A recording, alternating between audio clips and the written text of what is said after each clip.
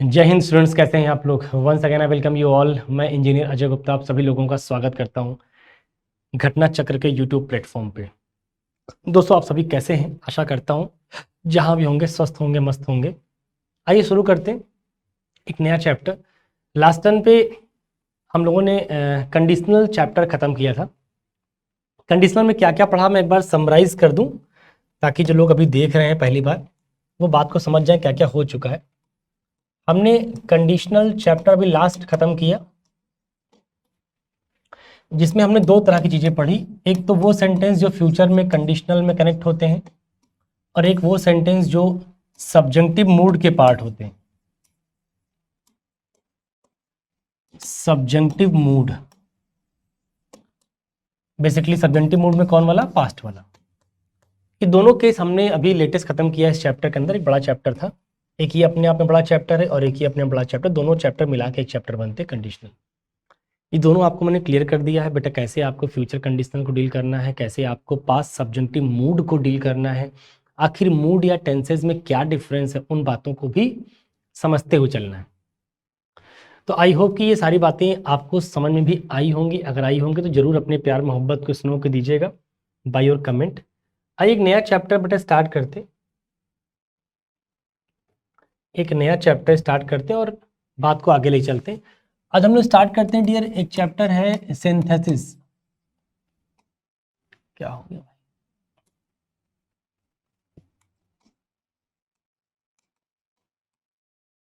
देखिए सिंथेसिस में basically chapter पुराना चैप्टर है, इंटरमीडिएट में आपने पढ़ा होगा, जहां भी आपने लक्ष्मी चढ़ाई होगी इंटरमीडिएट में वहां ही चैप्टर पढ़ाया गया होगा। बट एक बार आप मेरे भी टेस्ट से पढ़ने का प्रयास करिएगा, आखिर हम सिंथेसिस को कैसे पढ़ाते हैं, क्या समझते हैं इसके बारे में, क्या आपको सोचवा पाते हैं। आशा करता हूँ बेहतर फील करेंगे, क्योंकि इस चैप्टर के अंदर बहुत सारी ऐसी बातें हैं जो किताबों में बहुत ही गलत लिखी हुई हैं। यकीन मानिए, आप जब पढ़ेंगे तो आपको एहसास होता रहेगा डे बाई डे मेरी बातों का, तुरंत आपको एहसास नहीं हो पाएगा। तो वेट करिए और वॉच करिए कि हाँ सिंथेसिस में हमने क्या पढ़ा, क्या पढ़ाया जा रहा है। देखिए सिंथेसिस का मतलब पहले समझ लो। सिंथेसिस का मतलब होता है कुछ जोड़ना। जैसे हमारे आम बोलचाल की भाषा में फेविकोल होता है, फेविकोल है, फेविक्विक है ना, तमाम प्रोडक्ट हैं जिनके माध्यम से हम टूटी हुई या मुड़ी हुई चीज़ों को जोड़ते हैं। अगर हम जोड़ते हैं फेविकोल को लेकर, तो जैसे फेविकोल जोड़ता है वैसे सिंथेसिस भी जोड़ने का काम करता है। सिंथेसिस में दो स्टेटमेंट को आपस में जोड़ने का काम करते हैं। तो अब जरा सोचो कि हम जब जोड़ेंगे तो दो सेंटेंस होंगे अलग अलग, उन दोनों को जोड़ के एक कर देंगे। तो कहते हैं कि दो सेंटेंस जुड़कर हो सकता है कि वो सिंपल बन जाए। क्या बन जाए बेटा? सिंपल बन जाए। दो सेंटेंस जोड़कर हो सकता है कॉम्प्लेक्स बन जाए, एंड दो सेंटेंस जोड़कर हो सकता है कंपाउंड बन जाए। ये है। अगर कोई सेंटेंस दो सेंटेंस जुड़कर, ध्यान रखिएगा, ये सिंपल जो बन रहा है वो दो स्टेटमेंट को जोड़कर सिंपल बनने का प्रयास हो रहा है। तो जब भी दो स्टेटमेंट जुड़ेंगे सिंपल बनेगा या कॉम्प्लेक्स बनेगा या कंपाउंड बनेगा, तीन ही सेंटेंस बन सकते हैं। कोई भी दो स्टेटमेंट आप जोड़िए, उन दो को जोड़ने के बाद जो स्टेटमेंट बनेंगे वो सिंपल बनेंगे या कॉम्प्लेक्स बनेंगे या फिर कंपाउंड बनेंगे। आपको समझना यह है कि अगर सिंपल बना तो कैसे बना। कहते हैं by using non finites.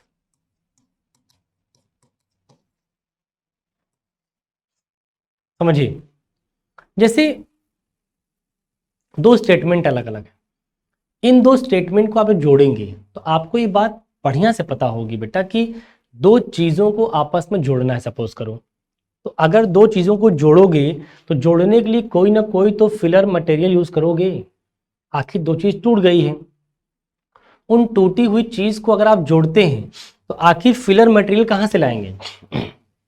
Filler material भी तो आपको लाना पड़ेगा ना।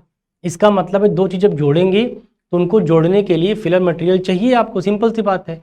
तो वैसे ही अगर दो सेंटेंस जुड़कर सिंपल बन जाए, अगर दो सेंटेंस जुड़ के सिंपल बनेंगे तो सिंपल बनने के लिए we need filler materials.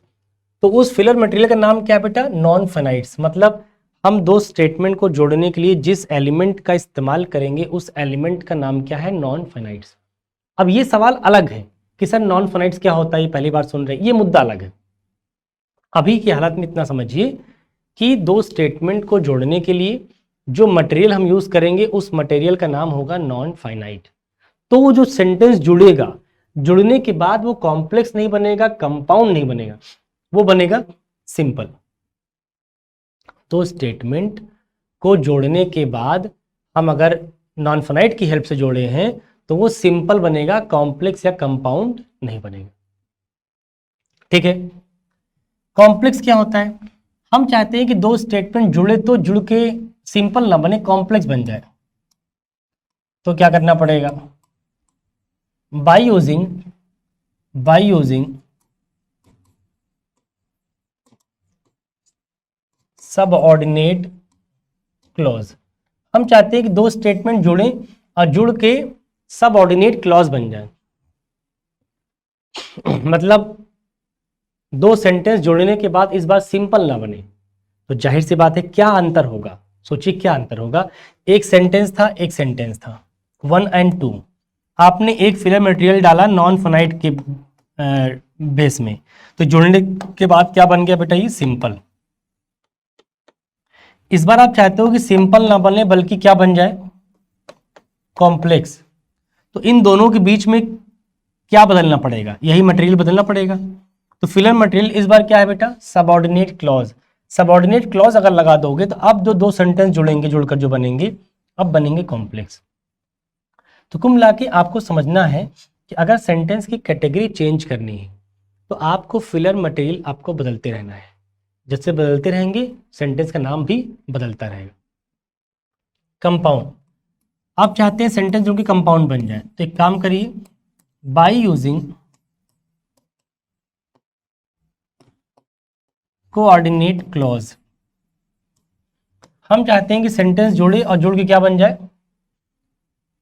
Coordinate clause बन जाए। अगर कोई दो स्टेटमेंट जुड़ के कोऑर्डिनेट क्लॉज बन जा रही तो भैया हम उसको कंपाउंड बोलेंगे। तो ये तो था बेसिक फीचर्स कि आप सिंथेसिस में क्या करेंगे, दो सेंटेंस को जोड़ेंगे, तो जोड़ने के बाद जो इकलौता सेंटेंस बनेगा, एक सेंटेंस बनेगा, तो उस सेंटेंस का कुछ नाम भी होगा। तो नाम एक का सिंपल होगा, एक का कॉम्प्लेक्स होगा और एक का कंपाउंड होगा। तो कैसे पता लगेगा सिंपल है, कॉम्प्लेक्स है, कंपाउंड है? तो मैंने कहा सिंपल होगा तो नॉन फाइनाइट की हेल्प से जुड़ा होगा, कॉम्प्लेक्स होगा तो सबऑर्डिनेट क्लॉज की हेल्प से जुड़ा होगा, कंपाउंड होगा तो कोऑर्डिनेट क्लॉज की हेल्प से जुड़ा होगा। Now the next question arises कि sir what is non finite, what is subordinate clause and what is coordinate clause. ये एक अलग क्वेश्चन हो गया। अब हम वन बाय वन एक एक करके समझते हैं। पहले हम लोग सिंपल सेंटेंस को शुरू करते हैं और सिंपल सेंटेंस को पहचानना सीखते हैं कि मान लीजिए कोई दो सेंटेंस जुड़ा, नॉन फाइनाइट की हेल्प से ही जुड़ा, तो सिंपल तो कहलाएगा।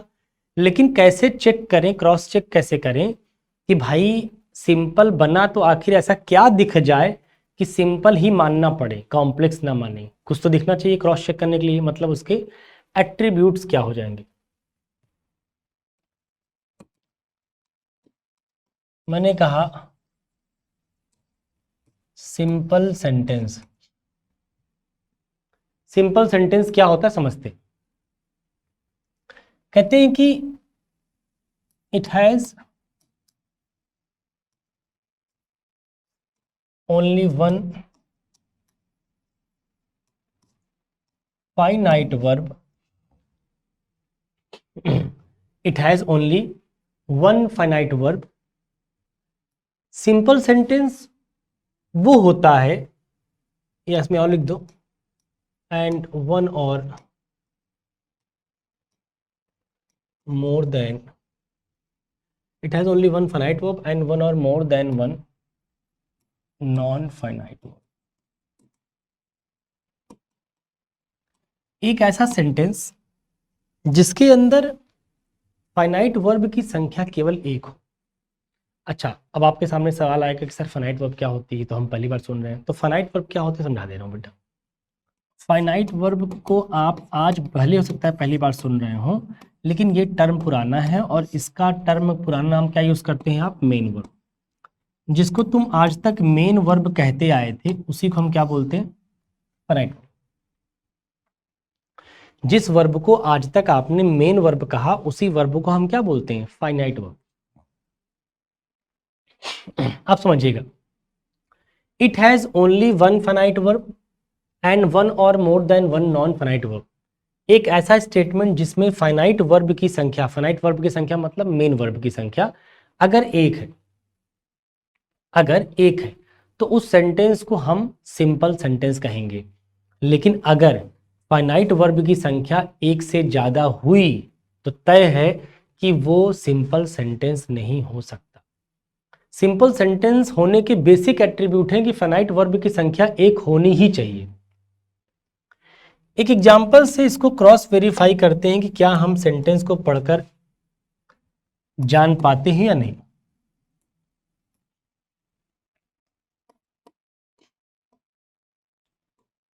मैंने कहा कि he has a ring made of gold, और फिर मैंने कहा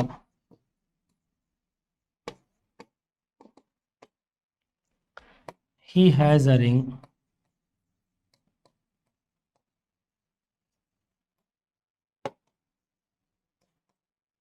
which is made of gold. He has a ring made of gold which is made of gold। दो स्टेटमेंट है।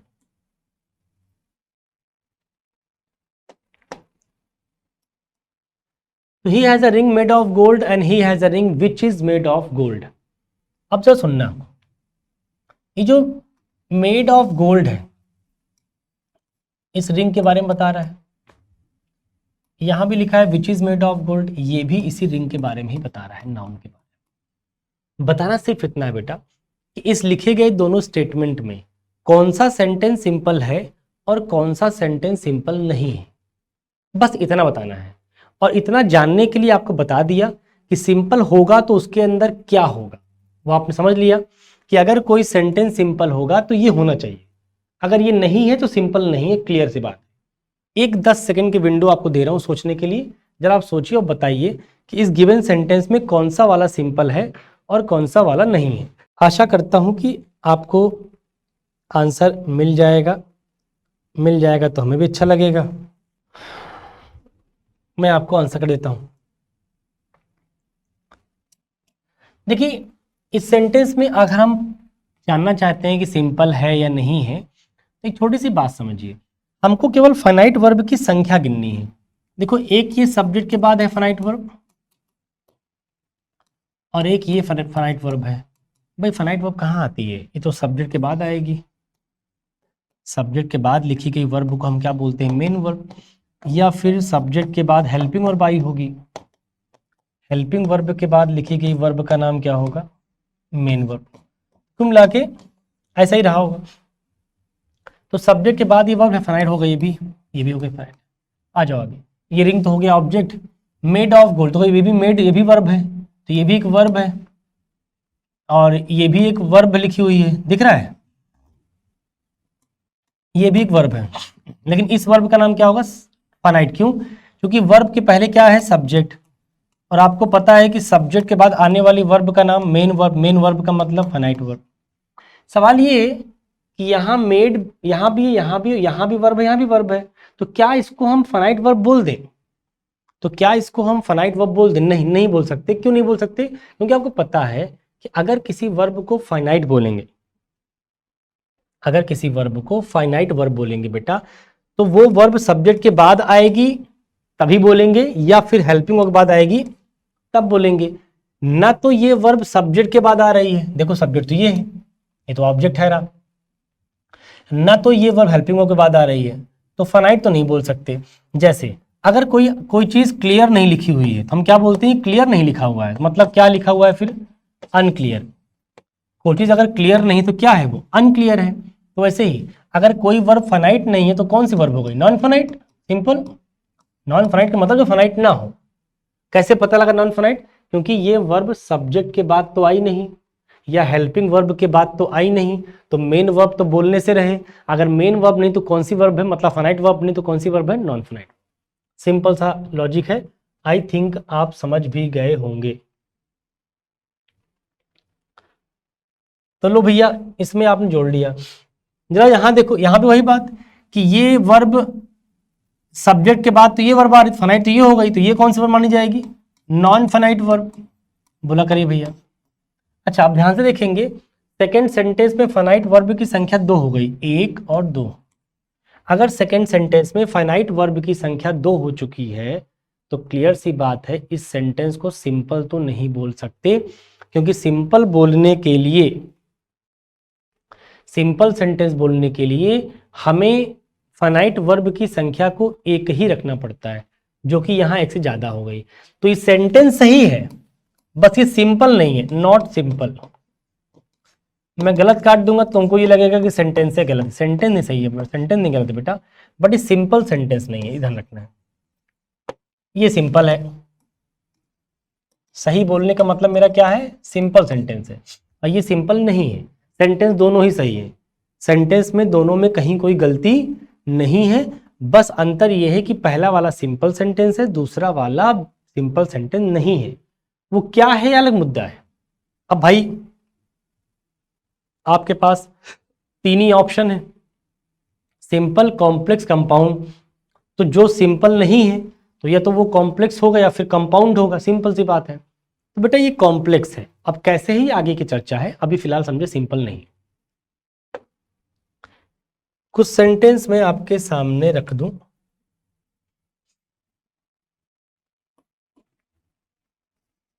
मैंने कहा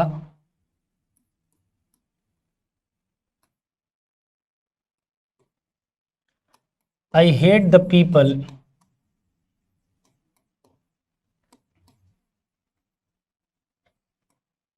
coming late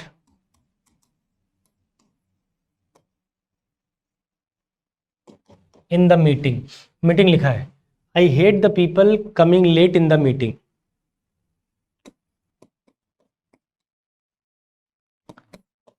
I hate the people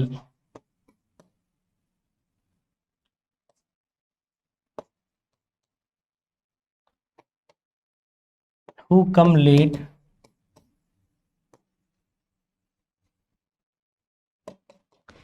in the meeting.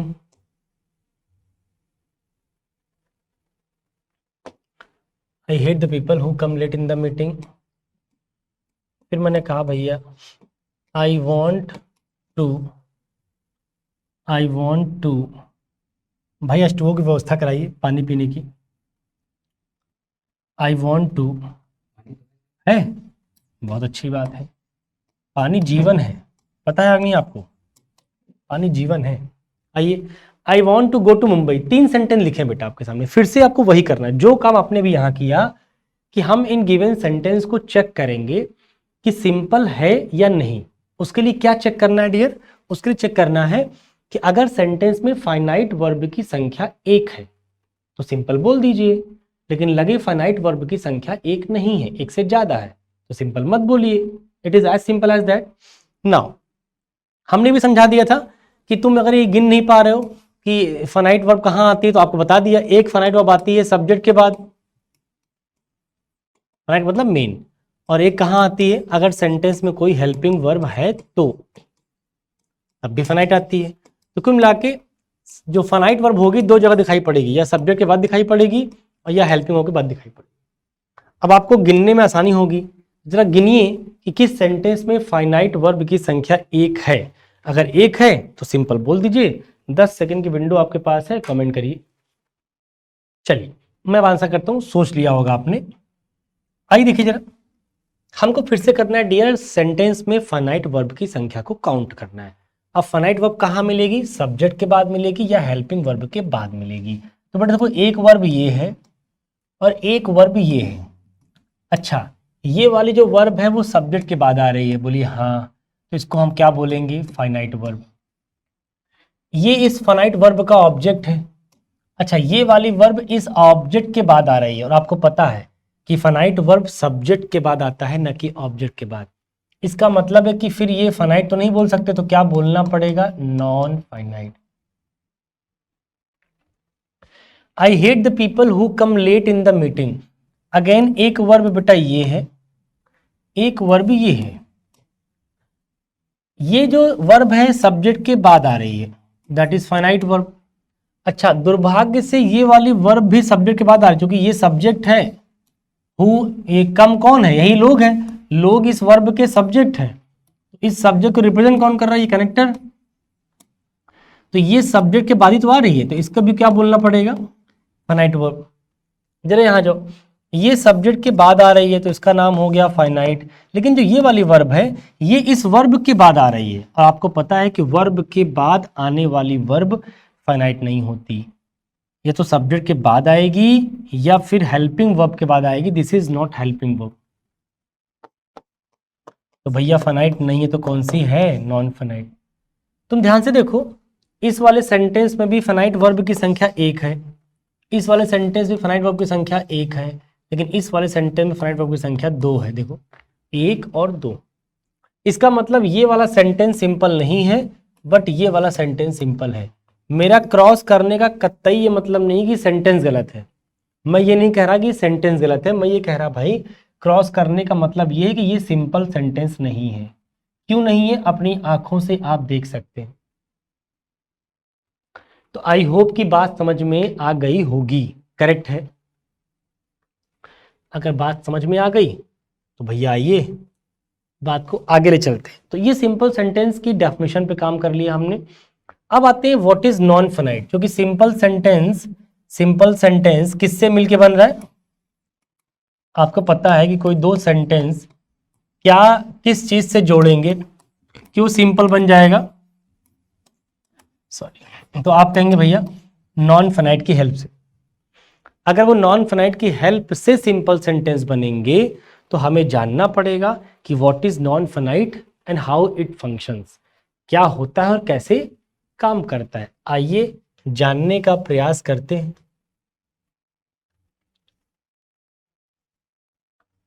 इसका कभी कभी हैंड वाला काम नहीं करता, गर्मी ज्यादा लग गई, ठंडी लग गई इसको। आइए भाई, non finite verb.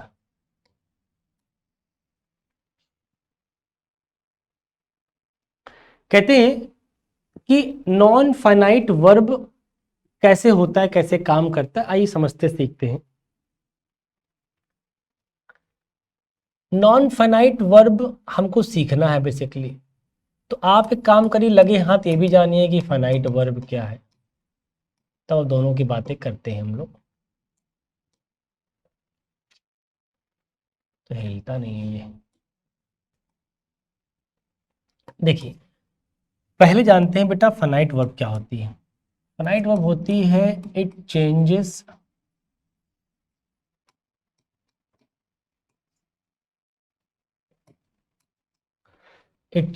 According to it's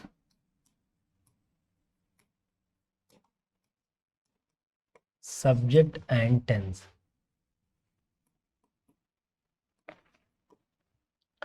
और नॉन फाइनाइट वर्ब होती है इट इज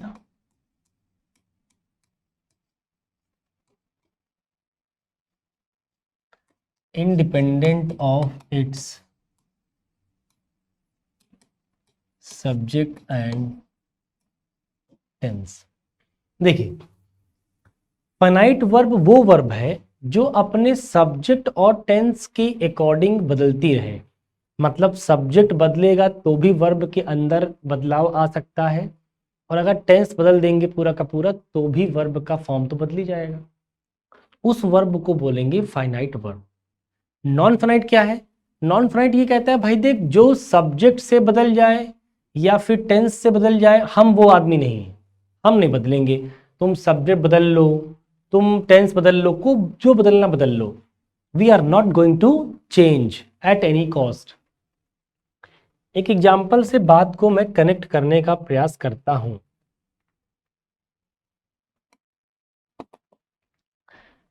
मैंने कहा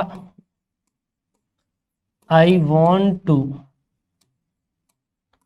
गो देयर, एक, फिर कहा he wants to go there, I wanted to go there. देखिए देखिए जो लिखा गया है ना, ये तीनों फाइनाइट वर्ब हैं और जो ये लिखे गए हैं नॉन फाइनाइट है। कैसे पता, समझ लो। देखो ये सब्जेक्ट के बाद आए हैं तो फाइनाइट हो गए, ये वर्ब के बाद आए नॉन फाइनाइट हो गए। अभी बात समझो, देखो सब्जेक्ट यहाँ आई था तो वर्ब की फर्स्ट फॉर्म थी प्लूरल फॉर्म में विदाउट यस। हमने क्या किया, सब्जेक्ट को चेंज किया, धीरे से ही किया, टेंस वही रखा प्रेजेंट इंडेफिनिट ही। सब्जेक्ट चेंज करते ही ये वांट चला गया वांट्स में, मतलब सब्जेक्ट के बदलने से वर्ब बदल गई। आपको पता है कि फाइनाइट वर्ब इसी का नाम है जो अपने सब्जेक्ट के अकॉर्डिंग और टेंस के अकॉर्डिंग बदल जाए। यहां आ जाओ, यहां लिखा है इस बार मैंने सब्जेक्ट को सेम रखा, देखो सब्जेक्ट वही है, इस बार टेंस बदलो, वांट को वांटेड कर दो, देखो फिर बदल गया। लेकिन ये तो हर वक्त बदल रहा है, लेकिन जब सब्जेक्ट आई था तब भी ये टू गो था, सब्जेक्ट जब ये ही था तब भी टू गो था, और जब वर्ब की फॉर्म बदल दिया, टेंस ही बदल दिया, तब भी ये टू गो है। इसका मतलब इसी वर्ब को बोलते हैं non finite. It is independent of its subject and tense. ऐसी वर्ब जो अपने सब्जेक्ट और टेंस के बदलने से बदले ना, उस वर्ब को हम क्या नाम देंगे, non finite verb. I hope कि आपको मेरी बात हजम हो रही होगी कि sir what is simple sentence, पहले ही समझाया, फिर समझाया बेटा कि what is non finite verb and what is finite verb. जब ये दो चीज समझ में आ जाए तो आइए बात को आगे बढ़ाते हैं। अब हम शुरू करेंगे नॉन फाइनाइट वर्ब। पूरी जो पढ़ाई है वो नॉन फाइनाइट वर्ब के ऊपर है इस चैप्टर में, क्योंकि हमारा जो मेन फोकस है वो नॉन फाइनाइट वर्ब है इस चैप्टर में। अगर हमने नॉन फाइनाइट पूरा पढ़ लिया ढंग से, तब बात आपको समझ में आएगी कि हाँ नॉन फाइनाइट कैसे काम करता है, क्या काम करता है। पूरी चैप्टर यही है, क्योंकि फाइनाइट वर्ब की पढ़ाई हो गई। देखिए कैसे, फाइनाइट वर्ब में हमने ये सीखा था कि फाइनाइट वर्ब की फॉर्म कैसे बदलते हैं, कब फर्स्ट फॉर्म, कब सेकेंड फॉर्म, कब थर्ड फॉर्म, कब आईएनजी फॉर्म। इसकी पढ़ाई हमने किस चैप्टर में किया, टेंसेज में। फिर हमने इसी फाइनाइट वर्ब को एक नाम दिया कॉजेटिव वर्ब, कि उस वर्ब की मीनिंग थोड़ा चेंज करने के लिए हम कॉजेटिव वर्ब इस्तेमाल करते हैं, वो भी फाइनाइट वर्ब है। फिर हमने कंडीशनल सेंटेंस पढ़ा, वो भी, उसमें भी वर्ब की फॉर्म ही बदल रहे थे कि कब इंडेफिनिट, कब परफेक्ट, कब कंटिन्यूअस, सब देख रहे थे। ये पूरी चैप्टर्स किसको इंडिकेट करते हैं, फाइनाइट वर्ब की पढ़ाई को। लेकिन हमें अब डियर फाइनाइट वर्ब नहीं पढ़ना, बल्कि अब क्या पढ़ना है, नॉन फाइनाइट वर्ब पढ़ना है। मतलब ये समझना है कि आखिर नॉन फाइनाइट वर्ब कैसे काम करता है, कितने टाइप का होता है। आइए एक एक बात करके समझते सीखते। देखिए नॉन फाइनाइट वर्ब क्या होता है। नॉन फाइनाइट वर्ब तीन तरीके से हम इसको डिवाइड करते हैं। कितने प्रकार का होता है, बेसिकली प्रकार नहीं बोल सकते, मतलब इसका एक दूसरा नाम है, मैं समझाता हूँ, पहले लिख लो। इन्फिनेटिव, जीरन,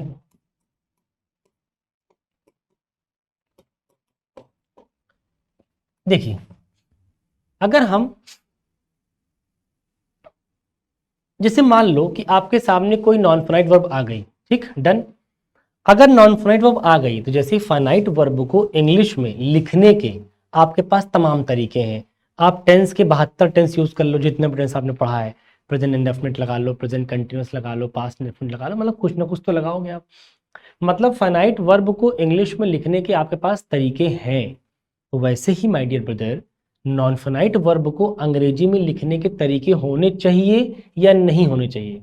तो आप कहेंगे सर होने चाहिए, क्यों? क्योंकि कोई भी नॉन फाइनाइट वर्ब जब आएगी सेंटेंस में, उसको भी तो इंग्लिश में लिखेंगे ना आप। तो कैसे लिखेंगे, क्योंकि उसको डील करने वाला टेंस नहीं है। टेंस नॉन फाइनाइट वर्ब की अंग्रेजी डील नहीं करेगा, क्यों? क्योंकि टेंस का संबंध किससे, फाइनाइट वर्ब से है। तो फाइनाइट वर्ब को कैसे, कब, कहाँ लिखना है, ये टेंस बताएगा। लेकिन नॉन फाइनाइट वर्ब को कैसे लिखना है, ये टेंस नहीं बताएगा। ये कौन बताएगा, नॉन फाइनाइट वर्ब का अपना सिस्टम। उसका अपना सिस्टम क्या है, तो इंग्लिश कहती है किसी नॉन फाइनाइट वर्ब की इंग्लिश को आप इन्फिनेटिव से लिख सकते हैं, जीरंड से लिख सकते हैं, पार्टिसिपल से लिख सकते हैं, 3 चीजों से लिख सकते हैं। इस बात को समझिएगा, infinitive, gerund and participle. Infinitive से कैसे लिखोगे किसी नॉन फाइनाइट वर्ब को? 2 + V1, 2 प्लस वर्ब की फर्स्ट फॉर्म से ऐसे लिखोगे तो मान लिया जाएगा कि आपने इन्फिनेटिव से लिखा है। किसको? किसी भी नॉन फाइनाइट वर्ब की इंग्लिश को। अच्छा, अगर जीरंड से लिखोगे तो तुम चाहते हो कि सर नॉन फाइनाइट वर्ब की इंग्लिश हम इन्फिनेटिव से ना लिखें। इन्फिनेटिव से लिखोगे तो 2 + V1 लिखना पड़ेगा। हम चाहते हैं कि सर इसको लिखें जीरंड से, तो कैसे लिखेंगे? जीरंड कहता है अगर हमसे लिखना है तो वर्ब की आईएनजी फॉर्म लगा दो। क्या लगा दो? वर्ब की आईएनजी फॉर्म लगा। पार्टिसिपल बेटा देखो 3 होते हैं, A, B and C. Present, past and perfect.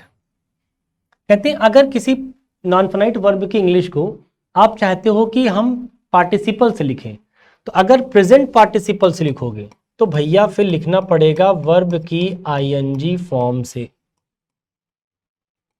तुम चाहते हो पास्ट पार्टिसिपल से तो थर्ड फॉर्म से। परफेक्ट से कैसे लिखोगे?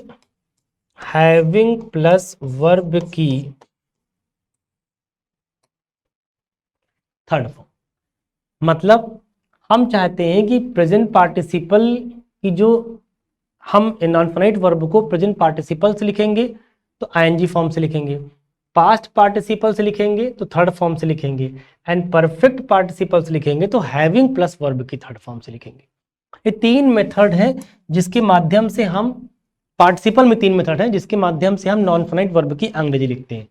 तो हम फिर से एक बात बोलते हैं कि अगर किसी नॉन फाइनाइट वर्ब को आया सेंटेंस तो उसको अंग्रेजी में लिखना पड़ेगा। तो उसको अंग्रेजी में लिखने के लिए आपके पास एक तरीका है इन्फिनेटिव का, एक तरीका है जीरंड, एक तरीका है पार्टिसिपल। कोई पूछे आपसे कि what is infinitive, what is gerund and what is participle, in short आप ये बोलिए कि भाई देख, there are 3 methods, there are 3 methods named infinitive, gerund and participle. These are the names of the method. ये 3 methods are used to write the English of non-finite verb in a sentence. किसी sentence में non finite verb की English को लिखने के ये तरीके हैं केवल। This is the only method. You can write the English of this non finite verb by using infinitive, by using gerund and by using participle. In participle we have 3 options, present participle, past participle and perfect participle. Now the question arises कि sir do we have choices? क्या हमारे पास choice है कि हम जब चाहें infinitive लगा लें, जब चाहें जीरंड लगा लें, जब चाहें पार्टिसिपल लगा लें? क्या ऐसा है? तो ऐसा नहीं, हमारे पास कोई चॉइस नहीं है कि हम जब चाहें इन्फिनेटिव लगाएं, जब चाहें जीरंड लगाएं, जब चाहें पार्टिसिपल लगाएं। नहीं, ये एक मतलब कंपल्शन है कि आपको कभी इन्फिनेटिव लगाना पड़ेगा, कभी जीरंड लगाना पड़ेगा और कभी पार्टिसिपल लगाना पड़ेगा। ये जानना पड़ेगा अब आपको कि when to use infinitive, when to use gerund and when to use participle. One more thing here we have to add, that is what कि नॉन फाइनाइट वर्ब सेंटेंस में 3 काम करता नजर आएगा बेटा, एक नाउन का, एक एडजेक्टिव का और एक एडवर्ब का। नाउ द क्वेश्चन अराइजेस कि हम जाने कैसे, how did I come to know कि that non finite verb will act या acts in a sentence as a noun, as an adjective, as an adverb. Why not verb? क्योंकि verb है तो verb का काम क्यों नहीं कर रहा है? भाई कोई भी अगर वर्ब है तो कम से कम वर्ब का तो काम करे। जैसे जैसे कोई सा भी नाउन हो, कॉमन नाउन हो, एब्स्ट्रैक्ट, जैसे नाउन के काइंड्स आप पढ़े होंगे ना कि proper noun, common noun, abstract noun, collective noun, material noun. हम कहते हैं कोनो नाउन हो, काम तो नाउन का ही करेगा, बेसिक फंक्शन तो उसका नाउन का ही रहेगा। बिल्कुल, तो वैसे ही अगर वो नॉन फाइनाइट वर्ब है तो नॉन फाइनाइट वर्ब का तो काम करना ही चाहिए, लेकिन वर्ब का काम कर नहीं रहा भाई, वो वर्ब का काम कर नहीं रहा है। तो इसका मतलब है कि कैसे जान गए कि सर वर्ब का काम करेगा नहीं? दूसरा, अगर वर्ब का काम नहीं करेगा तो नाउन एडजेक्टिव एडवर्ब का काम कैसे करने लगा, ये जानने पड़ेंगे आपको, नहीं जानेंगे तो सब गड़बड़ हो जाएगा। अब हम कुछ एग्जाम्पल लिखने चल रहे हैं, उसमें इन बातों को समझेंगे कैसे होता है। इन्फिनेटिव से लिखी गई, आप इन्फिनेटिव से किसको लिख रहे हो, नॉन फाइनाइट वर्ब को, और नॉन फाइनाइट वर्ब कोई भी होगी यही तीन काम करेगी। इसका मतलब इन्फिनेटिव से लिखी गई नॉन फाइनाइट वर्ब इन्हीं तीनों में से कुछ ना कुछ काम करेंगी। तो क्या काम करेगी, तो इंग्लिश ने कहा इन्फिनेटिव से लिखी गई नॉन फाइनाइट वर्ब तीनों काम कर लेती है। इन्फिनेटिव से लिखी गई नॉन फाइनाइट वर्ब तीनों काम कर लेती है। जीरंड से लिखी गई नॉन फाइनाइट वर्ब केवल नाउन का काम करती है। आई रिपीट, जीरंड से लिखी गई नॉन फाइनाइट वर्ब केवल नाउन का काम करती है। पार्टिसिपल से लिखी गई नॉन फाइनाइट वर्ब केवल एडजेक्टिव का काम करती है। किसका, एडजेक्टिव का। पार्टिसिपल से जो भी आप नॉन फाइनाइट वर्ब को लिखेंगे वो एडजेक्टिव का काम करेगी, वो किसी और चीज का काम नहीं करेगी। तो पहले आप ये समझ लीजिए कि इन्फिनेटिव, जीरंड, पार्टिसिपल लिखो किसी से भी लिखोगे तो नॉन फाइनाइट वर्ब की ही इंग्लिश, और कोई भी नॉन फाइनाइट वर्ब रहेगी यही तीन के अंदर। तो उन तीन में कहाँ कहाँ कौन कौन जाएगा, पार्टिसिपल से लिखोगे तो यहाँ जाएगा, जीरंड से लिखोगे तो यहाँ जाएगा, इन्फिनेटिव से लिखोगे तो फिर तीनों में जा सकता है। Now the question arises, now we have to understand कि sir how we come to know by seeing the sentence that this verb, this non-finite verb is being used as a noun, as an adjective or as an adverb. Now come to the examples. मैंने एक sentence कहा, suppose कि I want to go there। कुछ देर पहले मैंने sentence लिखा भी था, तो आपके लिए आसान हो जाएगा समझना। देखिए ये वांट क्या है बेटा, फाइनाइट वर्ब, बोलिए हाँ। टू गो क्या है, नॉन फाइनाइट वर्ब, बोलिए हाँ। अब ये बात पुरानी हो चुकी है, ठीक है, हम फाइनाइट और नॉन फाइनाइट पहचानना सीख चुके हैं। अब ये बात थोड़ा अब आगे आइए। वांट एक फाइनाइट वर्ब है क्योंकि सब्जेक्ट के बाद लिखी गई है। टू गोस वर्ब के बाद लिखी गई, इसलिए उसको फाइनाइट नहीं बोल सकते, नॉन फाइनाइट बोलना पड़ेगा। सवाल ये है कि अगर ये नॉन फाइनाइट है, हमको पता है कि कोई भी नॉन फाइनाइट वर्ब का काम नहीं करती, बोलो हाँ। तो किसका काम करती है, नाउन का करती है, एडजेक्टिव करती है और एडवर्ब करती है। किसी किसी के मन में एक सवाल उठ सकता है कि सर ये बताइए आखिर नॉन फाइनाइट वर्ब का काम क्यों नहीं करती। तो जिसको लग रहा है कि सर ये समस्या कर रहा है समझने में, तो मैं आपको एक एग्जांपल दे देता हूँ, देसी एग्जांपल देता हूँ। देसी समझते हो, मैं देसी आदमी हूँ, मैं बहुत देसी आदमी हूँ। मैं पढ़ाता भले अंग्रेजी हूँ रोजी रोटी के लिए, लेकिन मैं हूँ बहुत देसी आदमी। I have come from the very grass root level, बहुत ज़मीन से उठकर आया हूँ, तो इसलिए ज़मीनी हकीकत पता है मुझे। मैं आपसे बोलूँ कि मान लो आप हैं, आपका नाम रमेश है। अब रमेश अपने घर के लिए, मतलब अपने माँ बाप के लिए बेटा है, तो क्या कभी बेटे का कोई पैर पूजता है? नहीं, गलत बात, नहीं पूछता कोई, करवाना भी नहीं चाहिए। अपने माँ बाप से अपना पैर पूजवाएंगे, गलती बात ना। लेकिन यही बेटा जिस दिन शादी करेगा, जिस घर में शादी करेगा, तो उस घर में जहां शादी होगी, उस घर के माँ बाप, लड़की के माँ बाप के लिए ये बेटा रहेगा या दामाद हो जाएगा?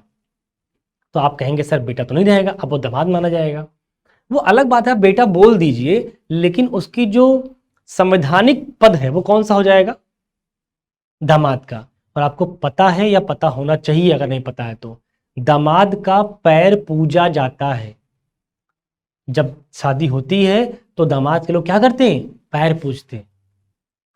क्या कभी आपने देखा कि कोई बाप आप अपने बेटे का पैर पूज रहा हो, बल्कि उल्टा कंटा भी आ रहा होगा अलग से 2-4 पड़ा का, वो पैर तो नहीं पूज रहा होगा। आखिर जब बेटा क्या बन गया? दामाद। एक बात सुनना मेरी बात को, बेटा क्या बन गया बेटा? दामाद।